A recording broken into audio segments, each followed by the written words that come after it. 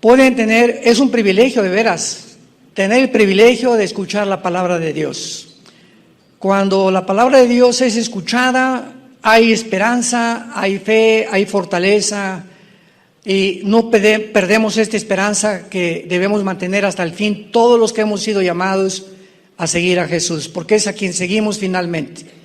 Y nos da mucho gusto continuar con esta serie que iniciamos hace una semana, el falso profeta y la imagen de la bestia. Si quieres tomar nota, esta es la tercera conferencia, se las recomiendo con todo mi corazón, el falso profeta, la imagen de la bestia, porque es un estudio, tal vez hoy lo termine, no sé, hoy y en la otra conferencia, pero es un estudio bastante profundo de la vida del falso profeta, que es un personaje misterioso. Sabemos que el anticristo de dónde va a salir y muchas cosas de él, pero el falso profeta muchas veces lo confundieron que era el Papa, y vamos a demostrarlo que no es el Papa.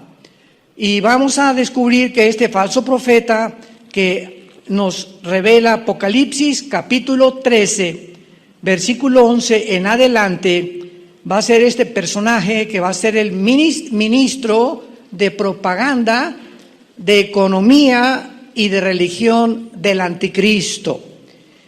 Y así, como hay una Trinidad del Padre, el Hijo y el Espíritu Santo, todos ustedes saben que también hay una falsificación de los dones espirituales, de los milagros y de todo lo que Dios haga, hay una falsificación, porque Satanás es experto en falsificar.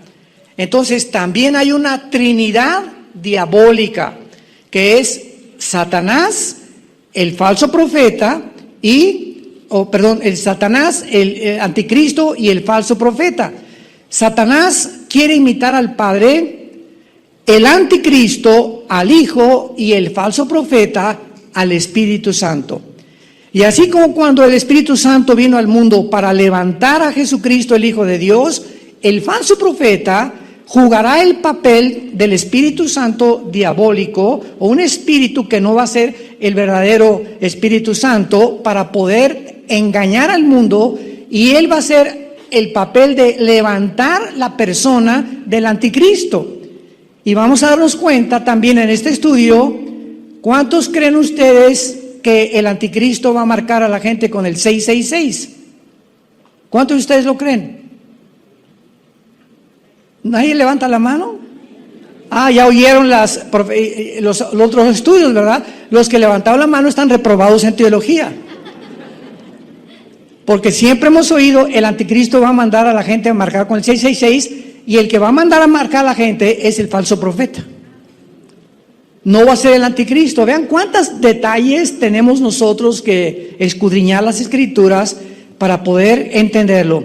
Esta conferencia se llama El falso profeta y el Papa. El falso profeta y el Papa.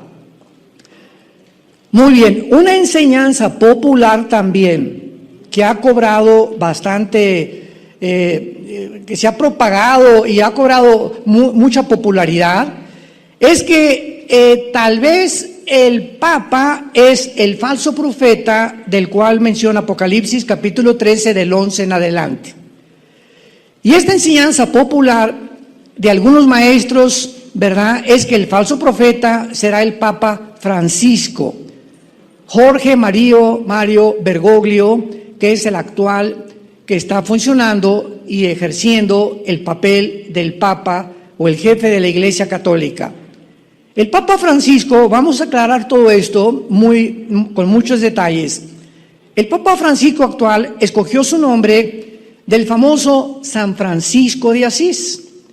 Sin embargo, Francisco de Asís vivió en el año 1181 a 1226.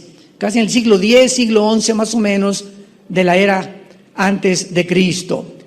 Sin embargo, actualmente el Papa Francisco tiene 85 años de edad, va a cumplir ya 86 años, por lo que no sabemos cuántos años tiene por delante, porque además de esto, él mismo lo ha dicho que su vida va a ser muy corta y tiene un problema que no tiene un pulmón. Así que es una persona sumamente hipersensible, ¿verdad?, a las enfermedades. Aun cuando ahorita anda por Irak, tratando, ¿verdad?, de traer la unificación de las religiones con todas las religiones que hay por allá. Increíble que en todas las reuniones donde él se ha visto, nunca usa cubrebocas. Veo ahorita todas las fotos de él, ¿verdad?, y toda la gente a su alrededor, y él nunca usa cubrebocas. Bueno, no sabemos por qué, pero por causa de la edad que tiene de 85 años, es poco probable que ni siquiera viva cuando suba al escenario el falso profeta de Apocalipsis capítulo 13. Es muy poco probable. ¿Por qué? Vamos a suponer que la tribulación, suponiendo que comenzara en el año 2022 al 2028. El Papa Francisco tendría entonces cerca de 93, 94 años de edad. Y él no podría de ninguna manera fungir con la actividad y el papel y todas las cosas que el falso profeta va a desarrollar durante el tiempo que el anticristo surja. El falso profeta surgirá al escenario mundial, apúntalo, a la mitad de la tribulación. A la mitad de la tribulación estamos hablando a los 3 años y medio. Los primeros 3 años y medio de la tribulación, Apocalipsis 17, es la ramera o el sistema religioso de la ramera, que durante los primeros 3 años y medio va a gobernar y a controlar el mundo. La religión va a volver a tomar otro papel, ahora sí que mayoritario, para poder estar sobre los gobernantes, lo mismo que pasó durante los últimos 18 siglos. En 18 siglos hasta el siglo XX, el Vaticano controló, dirigió, influenció a todos los reyes y a todos los gobernantes de Europa. No podía nadie casarse sin la autoridad del Papa. No podía nadie hacer negocios, era un control total del Vaticano durante casi 18 siglos de la religión, hasta que en Inglaterra vino la primera rebelión en contra del papado, y el papado ordenó comenzar a perseguir a los que les llamaran protestantes, porque comenzaron a protestar contra el Vaticano, que no era realmente la iglesia cristiana.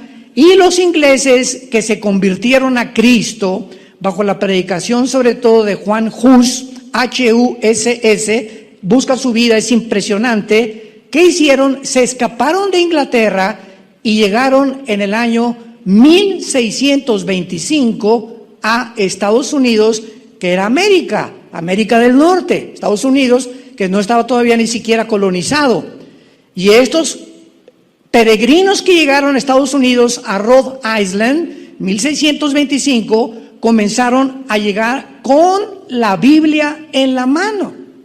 Entonces fundaron la nación de Estados Unidos, o el fundamento fue con este libro, la Constitución americana, las leyes americanas. En los juzgados, en los tribunales americanos, siempre usan la Biblia. El presidente, cuando toma posesión, inclusive el presidente Joe Biden, que no es cristiano, puso la mano sobre la Biblia. Entonces, esta nación de Estados Unidos fueron fundada por los peregrinos que huían de la persecución de Europa. Y ya después vino la época de las misiones. El cristianismo se comenzó a extender. En los años 1700, 1800, los Estados Unidos comenzaron a fundar las 3 universidades más famosas que existen, que son la Universidad de Harvard, Yale y Princeton. Y estas 3 universidades fueron fundadas para preparar cristianos y líderes. Fueron fundadas por pastores. Y son las 3 instituciones ahorita, los 3 bastiones más grandes del comunismo, del socialismo, del ateísmo, del materialismo y del darwinianismo. O sea, se rompió completamente todo aquello que tenía el propósito de poder convertirse en una fuente de propagación del Evangelio de la gracia de Dios. Entonces vemos nosotros que en la Biblia siempre se menciona al anticristo, lo vamos a ver, con 3 años y medio de gobierno. Siempre se menciona al falso profeta con 3 años y medio de gobierno. Y cuando Cristo venga al final de la tribulación, Él va junto con el anticristo, al falso profeta, a ser echados en el lago de fuego. Por lo que en los últimos 3 años de la tribulación, que se llama la gran tribulación, el anticristo y el falso profeta trabajarán con un compadrazgo, unidos continuamente, como lo vamos a ver, por lo cual no puede ser el falso profeta el Papa, porque el Papa va a encabezar los primeros 3 años y medio que se conoce en Apocalipsis 17 como la gran ramera, y este sistema religioso sí va a ser el líder un Papa. Pero no sabemos ni creemos que sea Francisco por su calidad física tan débil, ¿verdad? Y que está menguando cada vez más su vida física y sobre todo su problema pulmonar que él tiene. Ahora, ¿qué es lo que está haciendo Francisco ahorita? Antes de que venga tal vez el próximo Papa, que puede ser realmente, yo casi estoy seguro, ¿verdad? Es mi opinión personal, que el próximo Papa puede ser el falso profeta. Si nos encontramos tan cerca como la Biblia lo dice, era importante que el nuevo Papa o el que siga después de Francisco, si se va a convertir la gran ramera, vamos a leer el capítulo 17 de Apocalipsis.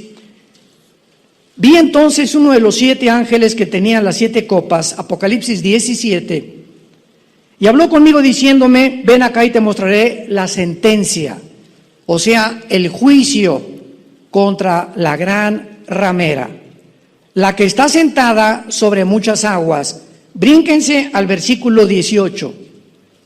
Y la mujer que has visto es la gran ciudad que reina sobre los reyes de la tierra. ¿Quién es la gran ramera? Una ciudad. ¿Ven cómo se puede estudiar la Biblia tan claramente? No es de interpretación privada la Biblia. Entonces, hay una ciudad que ya en tiempos de Juan se había prostituido o estaba comenzando a prostituirse con las demás naciones, que es lo que ha pasado durante los últimos 20 siglos o 2000 años. Y dice el versículo 2, con la cual han fornicado los reyes de la tierra, y los moradores de la tierra se han embriagado con el vino de su fornicación. Vean ustedes la palabra ramera y fornicar. Son 2 términos que se usan dentro de todo lo que sea el área sexual, ¿verdad? Una ramera es una mujer que vende su cuerpo por dinero o por interés. O hay muchas mujeres que ni siquiera por eso, por conveniencia de quedar bien con el jefe, para que me den un papel en esa película, ¿verdad? Tienen que pasar, les dicen pasar por las armas, pasan por el coproductor, por el productor, por el director, con tal de llegar a ser estrellas de cine o grandes deportistas o tener algunos otros beneficios. Eso es lo que se llama la prostitución, que tú entregues tu cuerpo a cambio de algo, es vender el sexo. Y la palabra fornicar es la palabra porneia, con P de papá, que en la Biblia se usa para cualquier relación sexual ilícita. O sea, fornicar se usa para las personas que usan el sexo para sí mismos, la famosa masturbación. Te estás fornicando tu propio cuerpo. Dios te prohíbe que uses el sexo para tu propio deseo. 1 Corintios capítulo 7 lo explica muy bien. Número 2, con bestias, se llama bestialismo, usar el sexo con animales. Número 3, hombre con hombre, se llama homosexualismo, mujer con mujer, ¿verdad? Todos estos homosexualismos o lesbianismo son fornicación. Usar el sexo antes de casarte con tu novia es fornicar. 1 Corintios 6, huyan de la fornicación. Cualquier otro pecado que el hombre cometa está fuera del cuerpo, pero el que fornica está destruyendo, corrompiendo su propio cuerpo, su mente, todo afecta el pecado sexual. Entonces, cuando la Biblia usa los términos ramera, fornicar, políticamente ya sabemos cómo aplicarlo. ¿Por qué se le llama a esta gran ciudad ramera? Porque por interés comercial y monetario se vendió durante 18 siglos a los reyes de la tierra. Y para poder tener más intereses, el Vaticano se convierte en el centro, escúchenme muy bien, el centro de la acumulación de las riquezas más grandes del mundo entero. Las joyas, los diamantes, las esmeraldas, las obras de arte, Michelangelo, Leonardo da Vinci, los cuadros, los Van Goghs, todo lo que tú me quieras mencionar de arte son billones de billones. Cuando vayas a Roma, visita el Vaticano. Y no puedes dar crédito a las riquezas que se encuentran dentro de esa ciudad política. Porque el Vaticano es independiente del gobierno de Italia, es otro estado, con su propio banco, con su propia policía, con sus propias leyes, sus propias disposiciones, y el jefe es el Papa. Y es la única religión, escucha, es la única religión de todas las que existen que tiene un lugar en las Naciones Unidas. Porque se considera un estado. Ni el hinduismo, ni el islam, ni el sintoísmo, ninguna religión se considera política, ni tampoco tiene su propia ciudad ni su propio estado. Es la única que existe desde hace 2000 años. Entonces, ¿por qué se le llama ramera? Porque con los reyes se ha vendido. ¿Qué es lo que ha vendido? Los intereses políticos. Yo recuerdo hace mucho tiempo cuando nosotros fuimos, mi hermano y yo, Alejandro, fuimos educados en colegios lasallistas, muy buena educación académica, muy buena. Primaria, secundaria y preparatoria la hicimos en colegios de La Salle. Y recuerdo cuando estaba yo en primaria, vivíamos en Acapulco, en el puerto de Acapulco, que me entró el sentimiento desde niño. Yo tuve algo de misticismo y pensaba en los santos. Tenía una tía que me regalaba revistas de los santos, San Felipe de Jesús, que lo mataron en el Japón como mártir, Santa Teresita de Jesús, San Francisco de Asís, etcétera, etcétera. Y le dije a mi papá, quiero ser padre. ¿Qué? Me dijo mi papá, ¿cómo que sí? Quiero ser cura, le dije. Pues me llevó al seminario, estaba en Acapulco, en la colonia Costa Azul en aquel tiempo. Pero cuando una noche nos dice uno de los directores que teníamos que hacer y pensarlo, el voto del celibato sacerdotal. ¿Celibato sacerdotal qué es eso? Le pregunté al maestro y me dice, si ustedes van a aceptarse y van a ser establecidos como curas o como padres o como le quieras llamar, que ninguno es apropiado, porque no son padres ni curas tampoco, ni curan nada, no te puedes casar. ¿Cómo que no me puedo casar? No, no se pueden casar. ¿Y por qué no se pueden casar? Y nos dijo la verdad, porque si te casas formas una familia. Y si tienes una familia, tienes que sostener a tu familia, y entonces ¿cuánto vas a mandar al Vaticano de dinero? Entonces la cosa es que los que sirven al Vaticano no se casen para que no tengan lealtad a nadie más que al Vaticano, y lo que ganen y lo que entra de limosnas en la iglesia se tenga que mandar al Vaticano. Y así fue durante casi 2000 años, por eso se convirtió en el estado más rico del mundo entero. Y vamos a ver que el anticristo, en los últimos 3 años de la tribulación, cuando el falso profeta se levante, los 10 gobernantes del anticristo van a quemar Roma y van a quemar el Vaticano. Y el anticristo se va a apoderar de todas las riquezas, Daniel 8, 23 al 25, que existen para poder aumentar su poder en el Medio Oriente. Así que ahorita hay una gran relación entre Irak, Siria, el Medio Oriente y el Vaticano. ¿Cuál es esa relación? Qué interesante que ahorita Francisco se encuentre en Irak, que para ir a confortar a los cristianos que el grupo terrorista de ISIS asesinó y mató. Hay algo más de trasfondo, no fue nada más eso. Él no va a ir a arriesgar su vida porque fue un riesgo tremendo que él fuera a un lugar donde hay tanta conmoción, ¿verdad? Política y económica y religiosa sobre todo, porque el Medio Oriente es un polvorín religioso, es una olla express.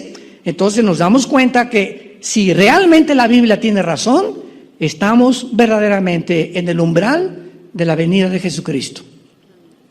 Muy bien. Veamos entonces que el periodo de la tribulación va a durar 3 años y medio para el anticristo y para el falso profeta.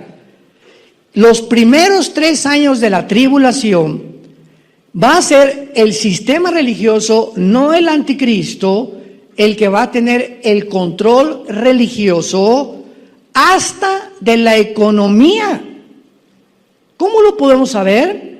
Apocalipsis 17 nos encontramos ahí, versículo 13 en adelante. Y dice: Juan me llevó en el espíritu al desierto. Vi a una mujer sentada sobre una bestia escarlata, llena de nombres de blasfemias, que tenía 7 cabezas y 10 cuernos. Y la mujer, acordémonos que es una ciudad, y la mujer estaba vestida ¿de qué color?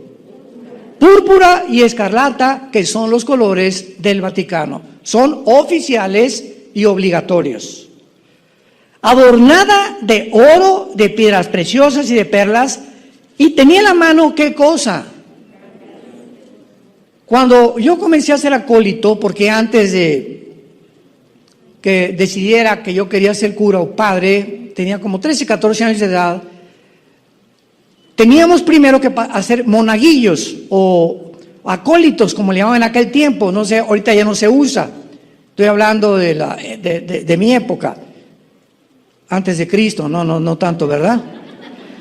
Pero nos entrenaron en el colegio de La Salle, ahí nos entrenaron a aprender latín, o por lo menos las respuestas que el acólito tenía que darle al padre. Entonces, pues yo me ponía de un lado, ¿verdad? Teníamos que ir a la catedral que estaba ahí en la plaza principal de Acapulco, en el mero Zócalo. Está la catedral inmensa que ya tiene más de, creo que 100 años. Y entonces llegaba el padre o el obispo, yo me hincaba de un lado y el acólito del otro lado. Y entonces llegaba un momento en que el sacerdote, el cura o el padre agarraba el cáliz y lo levantaba, y entonces decía en latín: Adeum quaeletificat juventute meam. Todavía me acuerdo de algunas cosas. Yo le contestaba: Quia tues deos fortitudo deas curtitud pulistis. ¿Qué significa esto? Que cuando el cura entraba al altar decía: entro a ofrecer al altar de Dios el sacrificio por los vivos y los muertos. Tú le preguntas, vean cuánta ignorancia hay en el mundo entero. Pregúntale a cualquier amigo, ¿verdad? Pero con todo el amor y con toda la misericordia que podamos tener, porque es pura ignorancia nada más. Y toda la mayor parte de nosotros pertenecíamos a ese mundo de tinieblas, donde no sabíamos ni siquiera en qué creíamos. Pregúntale a cualquier amigo católico, a tu abuelito, lo que sea: abuelita, ¿qué es la misa? Oye, primo, ¿qué es la misa? Oye, tío, ¿qué es la misa? El 95% de la gente no te va a dar respuesta. Te va a decir, pues es el cáliz, es etcétera, etcétera. Y mira, apúntalo, abuelita, apúntalo, tío. De acuerdo al Concilio de Trento, se dictaminó y se institucionalizó que la misa es un sacrificio por los vivos y por los muertos.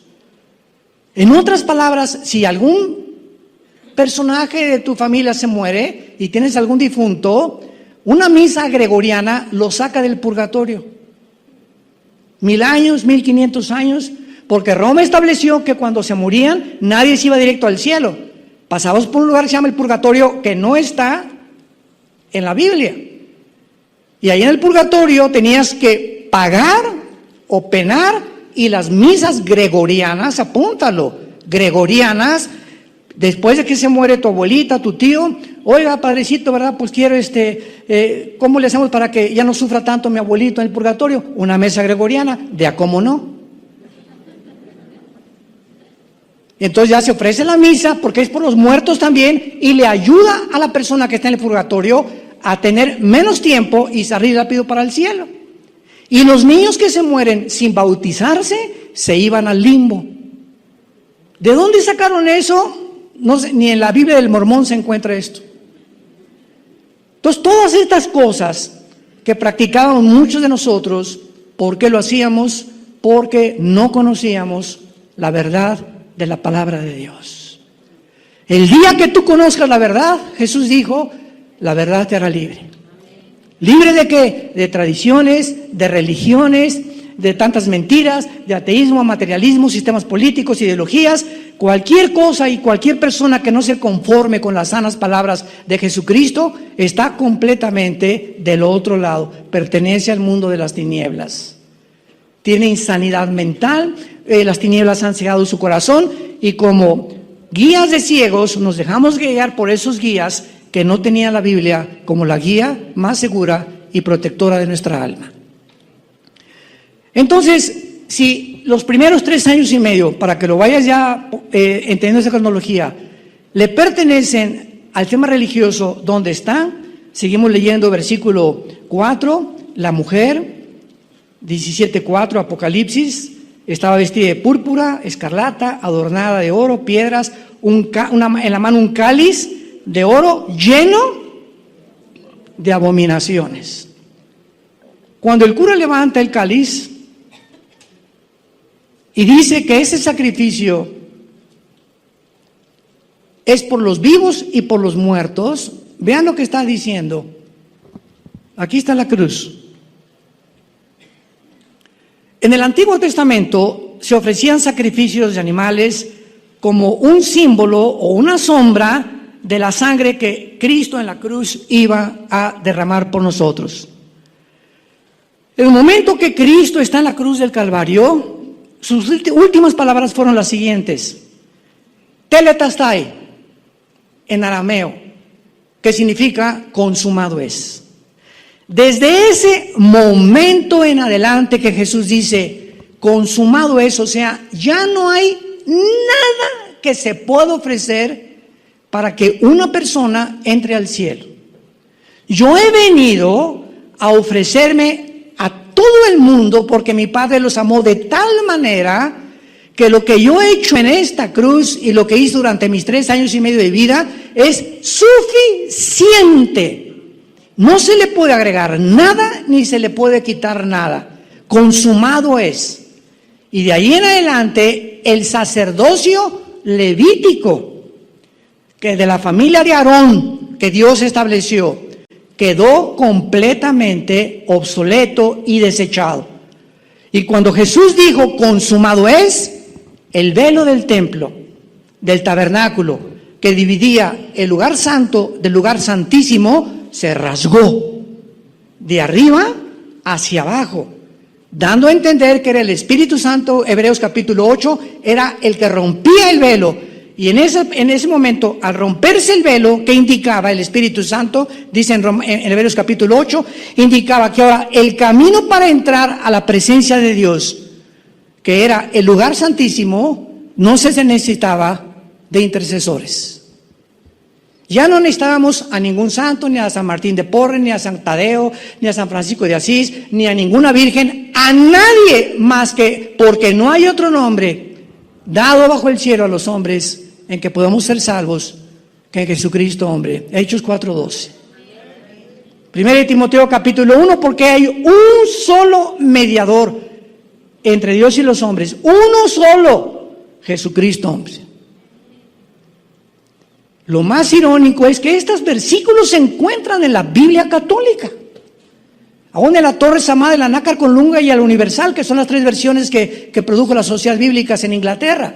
Se encuentran estos versículos ahí, pero no los ven o no los entienden y ven lo que les conviene, ¿verdad? Es que Jesucristo le dijo a Pedro, sobre esta roca edificaré mi iglesia. Espérame tantito, si tú ves en el original, le está diciendo sobre esta roca, y esta roca, dice 1 Pedro capítulo 2, el mismo Pedro que es Jesús.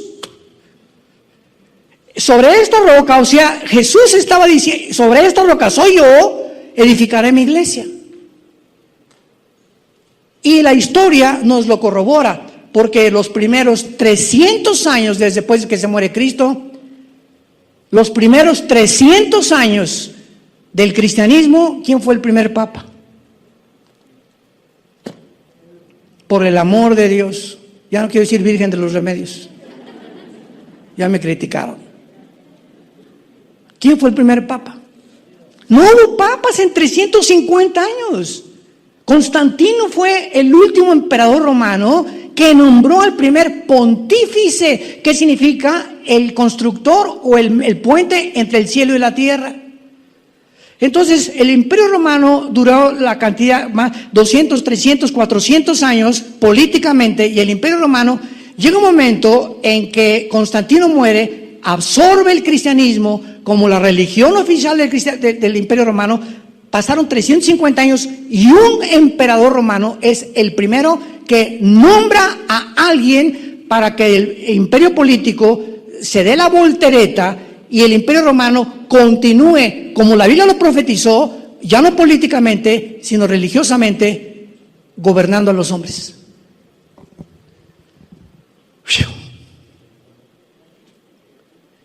Si realmente Pedro fue el primer papa, ¿quién fue el segundo? Por el amor de Dios, en 350 años no hubo papado. Y esto te lo dice la historia, ni siquiera tienes que venir a la Biblia. Entonces, dice la Biblia, y en su frente, versículo 5, un nombre escrito. Un misterio, Babilonia la grande, la madre de las rameras y de las abominaciones de la tierra. Y di a la mujer, o sea, a esta ciudad, ebria de sangre de los santos. ¿Quién es la única ciudad religiosa y política que ha matado a más cristianos y a más judíos en la historia de hace 2000 años? Roma. Nada más en la Inquisición murieron más de 200 millones de judíos y cristianos porque no aceptaron el decreto Roma es la única que salva. Cuando un papa manda a los famosos cruzados en contra de Jerusalén para sacar a todos los musulmanes, el genocidio que se hizo en el nombre de Dios, esto es lo más terrible, cuando alguien dice que es en el nombre de Dios puedes matar y etcétera, etcétera. Mataron a millones de judíos y de musulmanes, y por eso cuando tú le hablas a un judío ahorita, todo tiene una razón. Nos ven a nosotros y dicen es cristiano.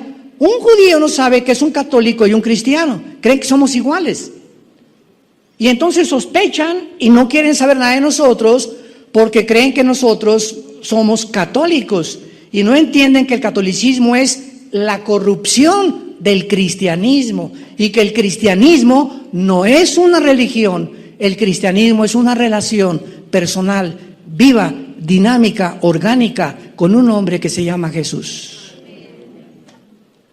Tú puedes tener una religión y te puedes ir al infierno. Te puedes haber tomado miércoles de ceniza, puedes ayunar, puedes no comer carne en la cuaresma, te pueden haber bautizado y tú perteneces a una religión, pero Jesús no está dentro de ti. El que tiene al Hijo, 1 Juan 5 al 10, tiene la vida. El que no tiene al Hijo, aunque tengas una religión, no eres cristiano, eres religioso. Que fue lo que pasó a Cristo con los fariseos. Los fariseos en el tiempo de Cristo eran los representantes de la religión. Y los que eran intocables, etcétera, etcétera. Esta mujer fue cautiva en adulterio. ¿Qué dice la ley, Jesús? A ver, contesta Jesús. La ley dice que la mates a pedradas. Esos eran los fariseos. Eran hombres que muy religiosos, pero por dentro Jesús les llamó sepulcros blanqueados. Con la apariencia de piedad encontramos a millones de personas, pero el corazón de esas personas está podrido. No aman ni a su esposa, ni a sus hijos, no tienen compasión por la gente, no dan a la obra de Dios, no tienen una comunicación con Dios, son religiosos. Y Cristo le dijo: el que esté libre de pecado, arroje la primera piedra. Y de ahí en adelante, la enseñanza es la siguiente: nunca le pongas el dedo a nadie. Nunca le pongas el dedo a nadie, porque acuérdate que Tú apuntas con un dedo y 3 te apuntan a ti. Al decir esto, tú eres un borracho, o tú eres esto, 3 te apuntan a ti. Una cosa es exhortar y otra cosa es condenar. Entonces tú conoces una prostituta, conoces un drogadicto, conoces un borracho, un homosexual. Nosotros no podemos, el único que condena es Dios. Es la palabra crisis con K en el griego, que se usa para condenación. Pero dice 1 Corintios 2, el espiritual juzga, o sea, discierne todas las cosas. Y venimos a ayudar que esa gente que está lastimada y que está herida salga de las tinieblas para que pueda ser sanada. Y ahorita en Estados Unidos prohíben que se les pueda ayudar. La ley de igualdad. Y si un niño a los 6 años la maestra le dice, ¿verdad que tú no eres niña? No, soy niño. Muy bien, por favor, desde aquí, desde mañana, usas el baño de las niñas. ¿Cómo puede un niño menor de 7, 8 años de edad tener conciencia de su genética y de su biología, por el amor de Dios? ¿A dónde va a llegar el mundo? No, pues ahora el que hable contra, no es en contra, estamos tratando de rescatarlos y traerlos y mostrarles que están enfermos en sus mentes y que Dios los quiere sanar, y que mientras tú no aceptes tu genética, que eres macho porque tienes el cromosoma Y y tú te sientes otra cosa, tu problema no es físico, es mental. Necesitas ayuda. Y Jesús vino por ustedes a morir, por los pecadores, por los homosexuales, por los transgéneros, por las lesbianas. Dios te ama como estás. Y ahora el gobierno quiere protegerte, que no te curen, que no te sanen, que sigas igual, porque ya no les conviene que las familias crezcan, porque quieren reducir la población. Les estoy hablando así. No se imaginan cuántos de las conferencias me han ya censurado. No sé ni por qué sigo ahí. Pero hasta que nos muramos tenemos que levantar la luz y la verdad. Hasta que el Señor venga por nosotros, no podemos callar.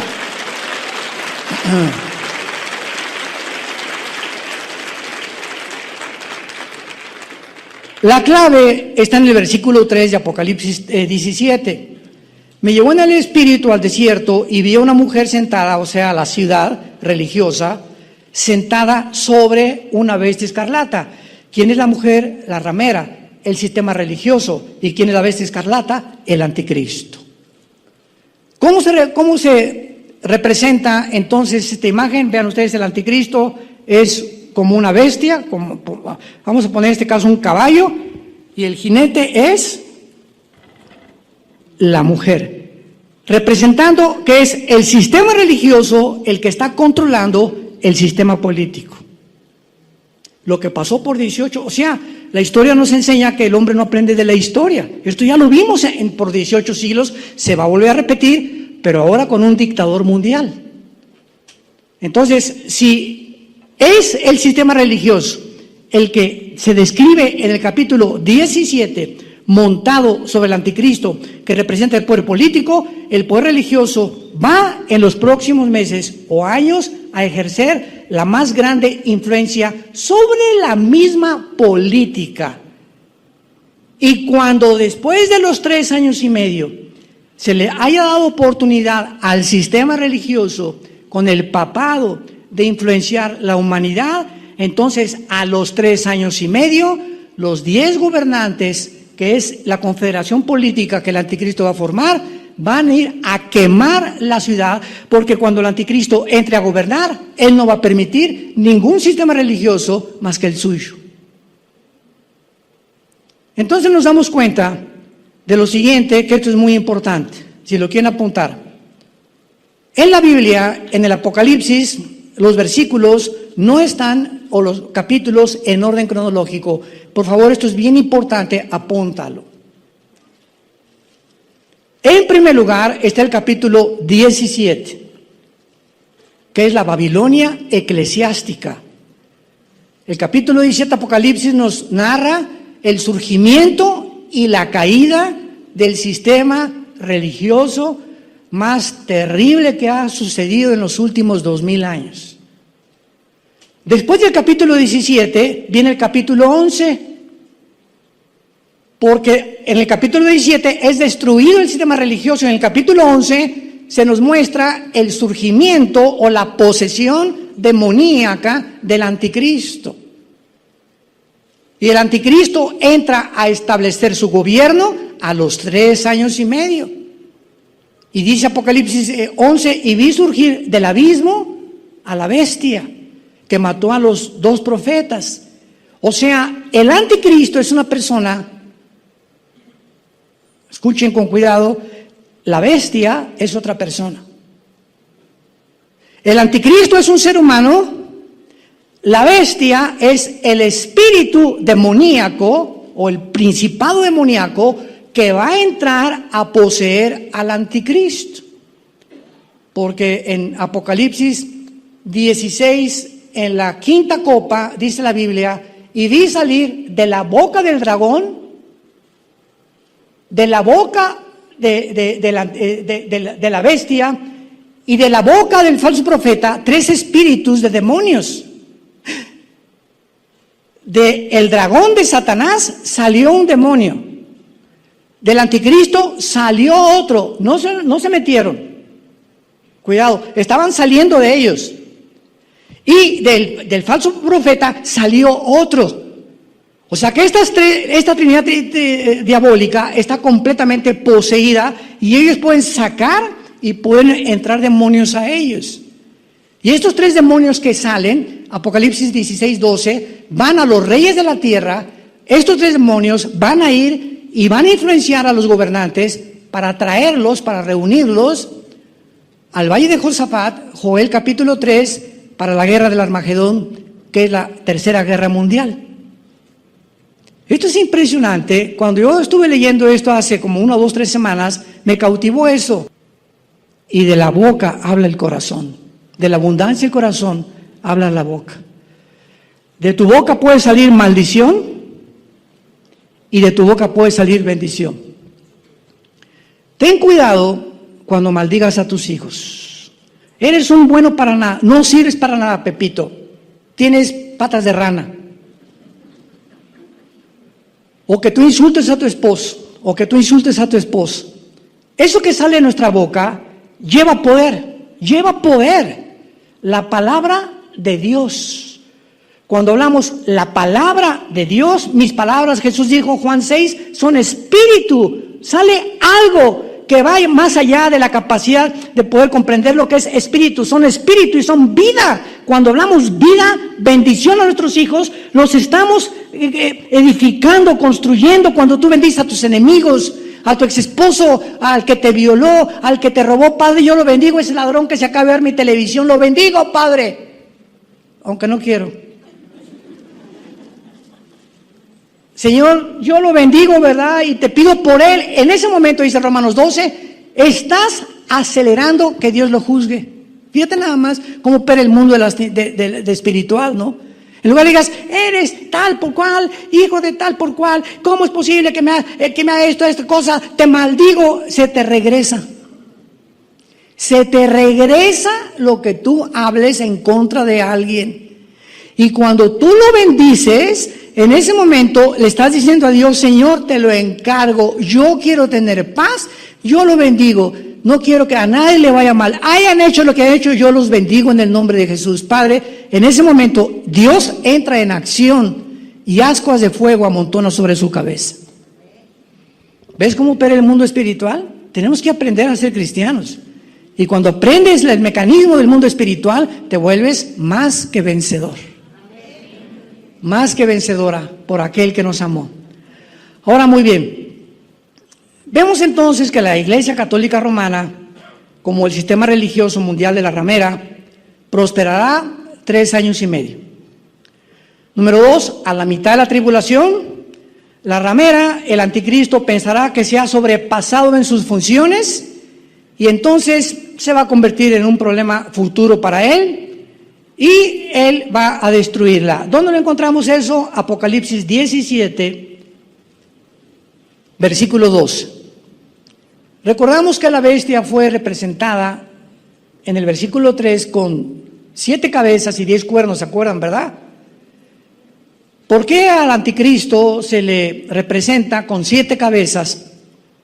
Capítulo 11, capítulo 12, capítulo 13, con 7 cabezas, porque estas 7 cabezas, lo explica ya en el versículo 10, son 7 reyes. Son 7 gobernantes, 7 imperios que el diablo ha controlado e influenciado. Y vean la claridad de la Biblia. Apocalipsis 17:10. Expliquemos esto antes de explicar los cuernos. Son 7 reyes, 5 de ellos han caído. ¿Quién escribió el Apocalipsis? ¿Qué imperio estaba en el tiempo de Juan? Roma. A ver, apunta. El primero fue Egipto, Asiria, Babilonia, Medo-Persia y Grecia. ¿Cuáles son los 5 que han caído? Los que acabo de mencionar. Uno es el 6, Roma.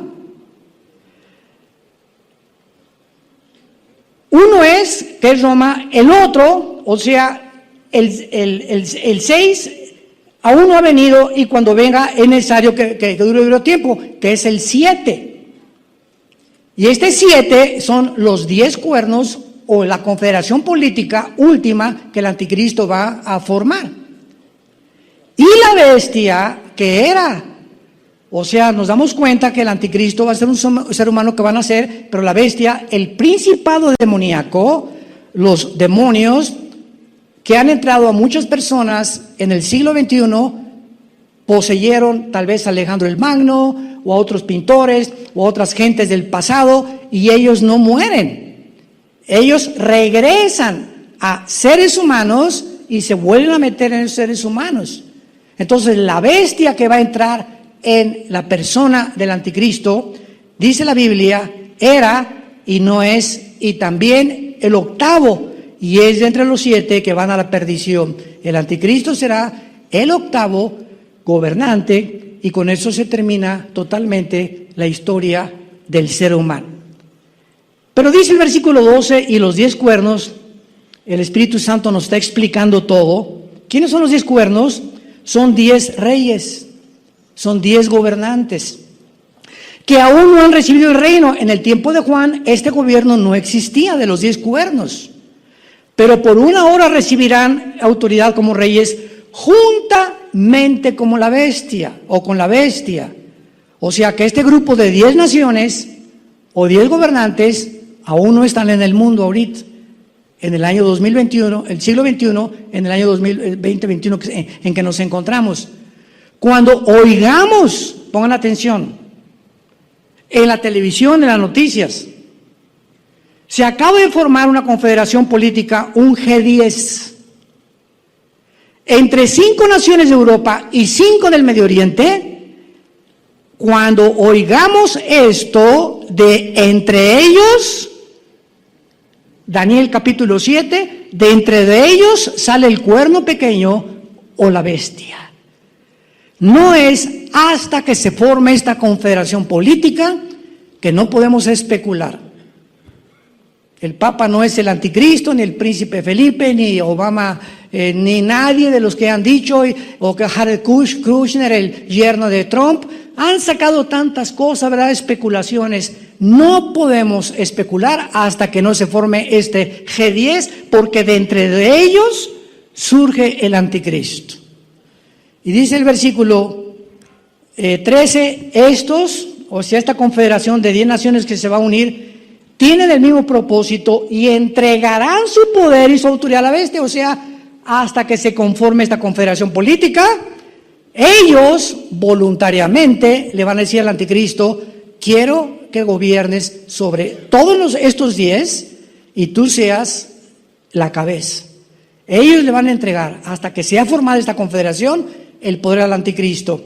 Y dice el versículo 16, que es lo que nos atañe. Y los 10 cuernos que viste en la bestia, estos aborrecerán ¿a quién? A la ciudad religiosa, la van a aborrecer y la dejarán desolada y desnuda y devorarán sus carnes y la quemarán con fuego. Es hasta después de los 3 años y medio que cuando se forma esta confederación, que el anticristo y sus 10 gobernantes asaltan Roma, queman Roma, Y el anticristo dice: yo soy el papucho de papuchos. Segunda de Tesalonicenses capítulo 2, versículo 3 y 4. Porque no habrá nadie que pueda decir: yo soy Dios, yo soy el único Dios. Se adjudicará la deidad que la serpiente le prometió a Eva desde el huerto del Edén. No oigas a Dios, no oigas su palabra. Tú puedes ser Dios. Hace muchos años que dediqué bastante parte de nuestro ministerio a combatir el ateísmo. Tuve cantidad de debates en la televisión, en el radio, escuelas, en universidades secundarias, preparatorias, con ateos. Y después de tener tantos debates y eso, uno va teniendo un poco más de municiones, más conocimiento acerca de estas ideologías absurdas. Y cuando pude descubrir que el ateísmo no se puede sostener filosóficamente, escúchame lo que estoy diciendo, el ateísmo es una ideología que no se puede sostener filosóficamente, imposible. O sea, tú no puedes ser ateo y decir que estás filosofando o demostrar que Dios no existe. ¿Por qué? Cuando una persona llegó finalmente y me dijo: yo soy ateo y no tengo a Dios, le dije: eres el más grande mentiroso que he conocido. ¿Por qué? Porque si tú dices que no hay ninguna deidad fuera de ti a la que tienes que obedecer, ¿a quién obedeces? Y me contestó, no tenía otra respuesta: yo pongo mis 10 mandamientos, yo determino lo que es bueno y lo que es malo, yo tengo mi código de conducta, todo lo que yo puedo hacer. Le dije: entonces no eres ateo, tú eres Dios. No hay nadie que pueda decir que no es Dios. Si no aceptas el Dios que hizo los cielos y la tierra, te conviertes en Dios. Y esa fue la mentira que Satanás le lanzó a Eva: serás como Dios, y lo han creído. Y han pasado casi ya 6,000 años y el ser humano sigue creyendo que somos dioses. ¿Y dónde nos encontramos? Al borde de la psicopatía, de la patología, de la insanidad mental. A lo que han llegado los gobiernos, a lo que estamos viendo a nuestro alrededor, porque el ser humano sigue creyendo que no necesitamos a Dios. Te damos gracias, Señor, en esta mañana por tu palabra. Gracias por abrirnos los ojos de nuestro entendimiento y hacer que resplandezca en nuestro corazón la iluminación del conocimiento de Dios en la faz de Jesucristo. Porque Dios, que hizo que de las tinieblas resplandeciera la luz, ha hecho resplandecer en todos los seres humanos que le han obedecido, que lo han aceptado como Señor y Salvador, que nazca la luz. Padre, te doy las gracias porque hace 1 o 2 días vi a mi nietecita que nos has regalado. Yo le decía a mi esposa hace 1 o 2 días: esta bebé, cuando abre los ojos, busca la luz. Queda hipnotizada con cualquier lámpara, con cualquier cosa, y ahí se queda el bebé, viendo la luz. Y entonces le dije a Dios: ¿qué puedo sacar de esta experiencia, Padre? Y fue muy fácil. Hemos nacido para buscar la luz, desde que nacemos. Porque nacimos para la luz, no para las tinieblas. Y los bebés lo manifiestan desde que ni siquiera tienen la mínima información en su subconsciente. Buscan la luz. Gracias, Señor, porque llegó un tiempo en nuestra vida que supimos que al encontrar a Jesucristo era esa luz que buscábamos, en filosofías, en ideologías, en tantas tonterías que no hicieron nada en nuestra vida más que amargarnos, llenarnos de odio, de rencor contra la misma raza humana. Te pedimos, Señor, en esta mañana que nos guardes de todo virus, del lazo del cazador, de la peste destructora, de saeta que vuela de día. Caerán 1,000 a nuestro lado y 10,000 a nuestra diestra, Señor, pero a nosotros no nos llegará. Tu pueblo en Egipto tuvieron luz, tuvieron comida, tuvieron sanidad. No hubo ningún muerto, porque era tu pueblo y hacías diferencia entre el mundo y tu familia. Guárdanos, Padre. Pon nuestros pies sobre la roca, porque en ti hemos puesto nuestra confianza. Esperanza mía, roca mía, mi Dios en quien confiaré. Tú eres la única roca en la cual podamos nosotros descansar. Y si hay alguna persona de ustedes que nos ven por la televisión o presencialmente que no tienes a Cristo en tu vida, entrégale en este momento tu corazón.